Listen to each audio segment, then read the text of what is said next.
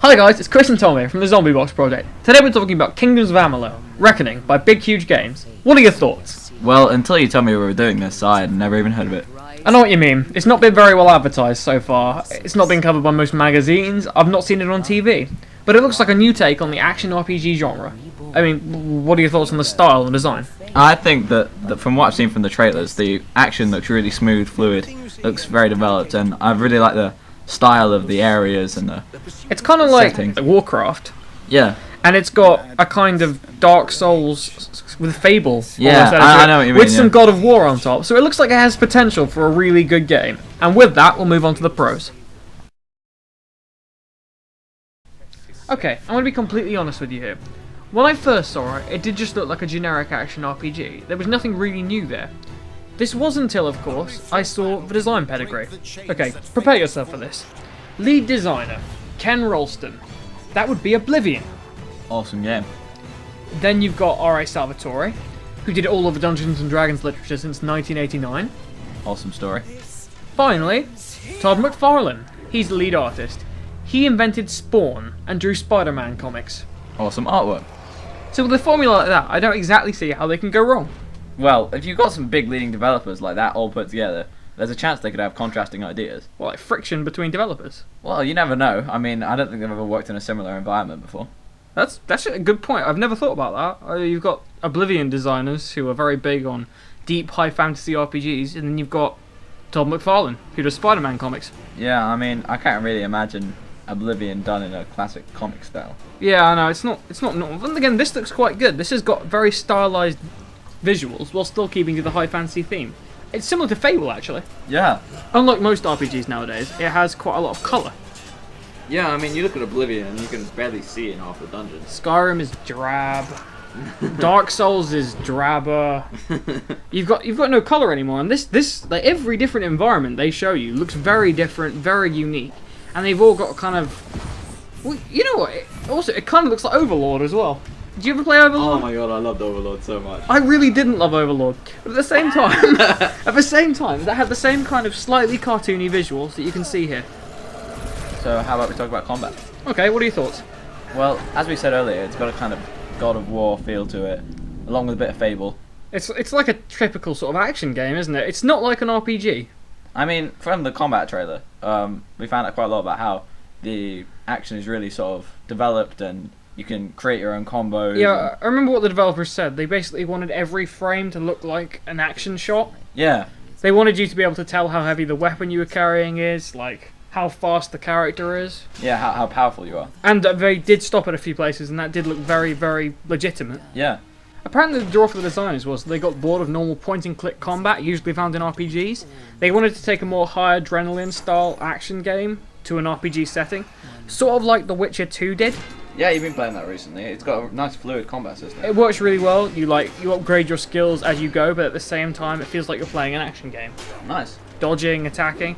This one brings in combo system though, which seems quite interesting. They're using a combo system you'd usually find in games like Devil May Cry or Bayonetta. Yeah. You've got air juggling, you've got power attacks. There even seems to be like a special mode you go into in which you do extra damage, similar to Dante's Demon Mode, for example. Yeah. Okay, I think we're going to face a prominent issue with your gaming.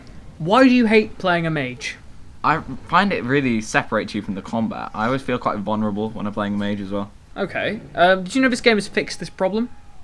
Yes, actually. I heard that you can combine magic and close quarters combat together really well. You don't even have to combine it. The mage, by definition, has close combat skills. Really? Yeah. High combat evasion, they even have kill moves. It's about time mages got their fair share of kill moves. I think Dragon Age 2 put a few in, but people consider that a disappointment, so whatever. I'm glad they've actually given mages a proper action role in this. Yeah, I mean, well, the whole thing is supposed to be action focused. It should be interesting to see how they've done it. Can you still balance like proper magic while doing is there going to be any charge time on spells, do you think? Well, I mean, if there were, you'd probably have to prepare before each battle. But seeing as there is a sneaking Witcher again. Seeing as there's the sort of sneaking side of the game, I guess you could prepare. Yeah, they've got a rogue mode where you sneak around. The problem is there might be too many options. I'm not sure if they're going to be. Are they over targeting? Well, they said that you can clean the slate of all your stats and destiny cards or something. So I mean, surely that would actually like allow you to explore all of them. Oh, explore them all and fix them at will. I mean, I'm not sure if skill points affect it in the same way. You've got this whole tarot system as well, which seems to give us kind of a deep, strategic approach to development of your character. Like they said, it had choosing your powers had something to do with your destiny in game, which sort of affects the story as well as your end game character. I'm not sure if this is complicated or not, but Well, the fact that it confuses you, but it isn't complicated, means that it is. cons. Cons. Okay, cons. I think the first thing that comes to mind is our previous point. It could either be too complicated or too simplified. Okay, hear me out here.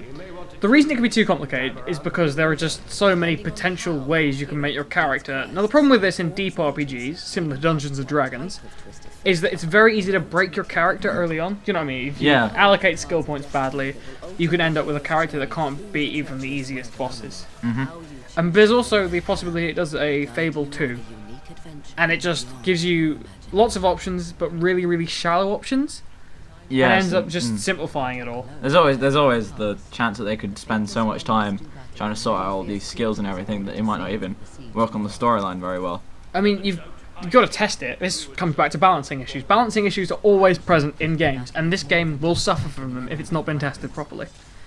Because there are so many potential classes and skills and combination of skills, it is almost undoubted that some combination will break the game. Yeah. They need to find them, and they need to eliminate them. I mean, all the power mage spells plus all the power warrior spells. Giving mages warrior abilities means that talent trees of the mages have could very well affect their combat prowess, which would make the warrior even more powerful. Yeah, so in all fairness, they would be pretty much immortal. Yeah, pretty much. So what we're looking at here is they need to really distill their work. After further inspection, we do have possibly another problem here. Looking at big, huge games history, they basically have only made real-time strategies to this point. Yeah, it's not really the best experience for making an action RPG.